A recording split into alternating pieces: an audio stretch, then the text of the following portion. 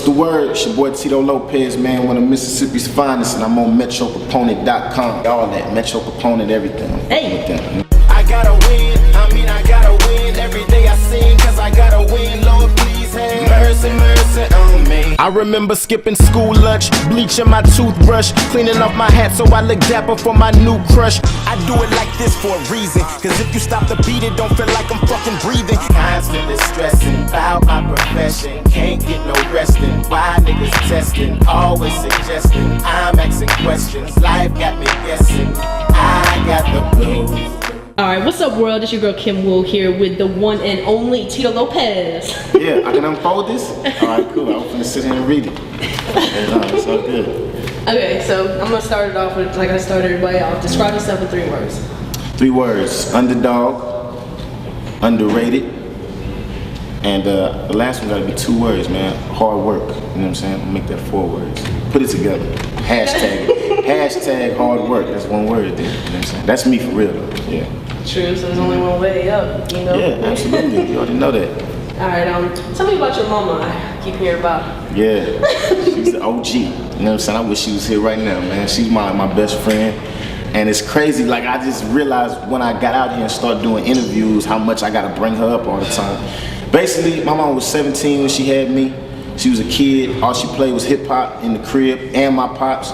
They played good hip hop. Her favorite rapper is Biggie Smalls. She loved Biggie Smalls. That's the God Almighty to her. She loved Bad Boy and all that. And she just keep me and she let me play bitches ain't shit but hoes and tricks. Dr. Dre, she loved the chronic. And just tell me, listen, you can listen to whatever you want. Just don't say the words, I'll whip your ass. And that's it. And they kept me in line. They had these long belts and just played hip hop. So my mom was a G, yeah. She put the music in my brain, you know what I'm saying? Beep, beep, beep. Yeah. Oh, you gotta keep it clean?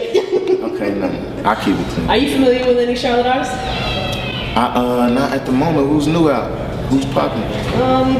You got Elevated J in there. Yeah, I know him. You got Ruben, Don James, Ida Devon. Absolutely. I need to hear all this. That's why, like, everywhere I go, I'm trying to hear. I'm familiar with, I used to watch the Hornets games all the time when they was in Charlotte. And I remember when I got here, because I'm old school, I got here and was like, what Larry Johnson at? That was my man. He used to be grandmama and shit. That's dope. But I was in Chapel Hill, and I almost caught chills because I'm a Jordan, like, fanatic. And that's what he was. I was like, shit. I'm not sure. He's here all the time. Who? Jordan. Get the fuck out of here. In Charlotte. He be at the Westin.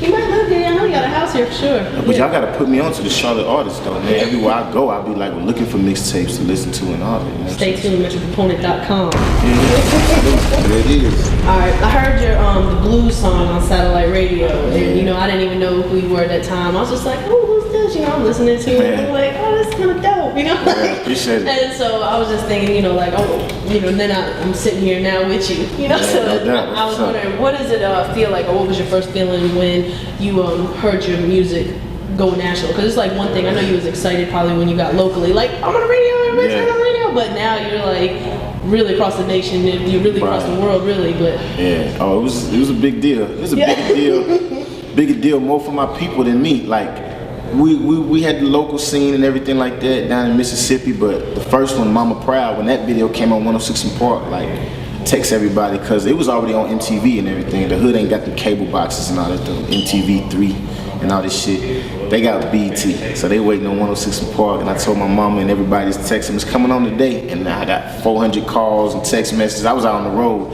I didn't even see it, but they saw it and they was flipping out. And it's still a big deal now. I went to, even for you to say, like you heard the music, now you sitting here with me, that happened. I ran through a Zaxby's, you know what I'm saying, and 2 girls had never heard of me. It was like, yeah, but we should take a picture because you might be famous. And then the next day, this was just 2 days ago, the next day they was on Twitter, like I just heard Tito Lopez on the radio, I just met him. And it was dope because I went to McDonald's and I pulled into the drive-thru. It's a true story too, like this ain't no lie. And, true story. True story, I pulled into the drive-thru and the girl said, you look like a rapper. And I'm sitting up there like, what the fuck what the hell does that mean? And I'm like, I thought she might address hip hop or whatever. She said, no, you like a rapper I know named Tito Lopez. And I was like, oh yeah, that's me. And she was like, yeah, right, it's 375, bro, or whatever. She didn't believe me at all.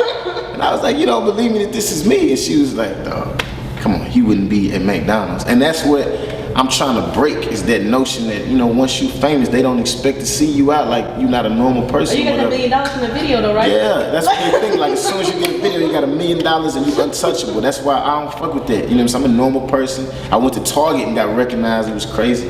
Girls ran up to me like, "Oh, you Tito Lopez." I was like, yeah. So it's still a surreal feeling. That's a long answer, but my bad. It's cool. Yeah. So what does it mean to be signed? Like, you know, I've seen you got signed. What's that mean? It means more money behind what you're doing, and that's it. You know what I'm saying? At least in my situation, I get creative control. I get to do what I want. So it just means somebody's paying for some things. It also means that don't fuck around. You on somebody else's time sometimes, you know what I'm saying? Somebody paying for the studio time. I put that in the song. When you get off these planes, have the song written by the time you land, get in the studio, because you can't be wasting people's money, but it's all good. I don't trip off that shit. That's what that means, is that you on somebody else's time. But I'd rather be doing this than, you know what I'm saying, clocking in somebody else's time card like I was doing all my life. So it's all good, because it's just a mental thing, man. Don't let that shit like you work for them. I ain't got no fucking boss, you know what I'm saying? Like, we in cahoots together, you know what I'm saying? We're gonna make this happen together, and if not, then we'll do it another way. But that's what that means, basically. My bad. I'm talking real shit. I don't give a fuck about that other shit. So, tell me about your next project. What you got? My next project is my album. I might make a mixtape before that, another mixtape, but I don't want to speak on it now because I might not. Because nowadays, I never said this, but like, all these mixtapes is good. Like, they little bitty albums. They be mix and mastered little all original albums. So by the time your first album come out, it's really your fourth album. So you done watered yourself down to where it's great that you out, you performing, you got fans, but I done seen dudes put out 5 mixtapes that are all blue. They touring and making money off of it. Got 1 million fans on Twitter, 1 million followers. Then when they drop their real album with a barcode, they sell 10,000, 20,000 copies. So what happens to all them people? They may be diehard fans, but they don't feel like, I just wait till they do another mixtape. We gotta put value back in music, you know what I'm saying? Like, make these motherfuckers wait for it a little bit. But if it's quality enough, they'll wait for it, you know what I'm saying? I always am spitting like little shit, but my bad, I got off topic. My next project is my album. My album is gonna be out next year early. It's gonna be called The King's Speech. The King's Speech? Yeah. Oh yeah, I see that you got your little movie theme going with the Hunger Game over here. King's Speech, yeah. You know, Donald right here, he was actually, he's an actor. He played in the Hunger Games. He was Get an the extra. fuck out of here. You was in the Hunger Game? Yeah. I got it on Blu-ray now. I'm gonna pause it and see if he was in here. District 9. Yeah. The riot started, that was that part. He was in the riot. You gotta hook me up with an extra part in one of these movies. Because I wanna be an actor. Got you. Later on. They just hook me up with just the smallest part. I want to be extra like you're doing.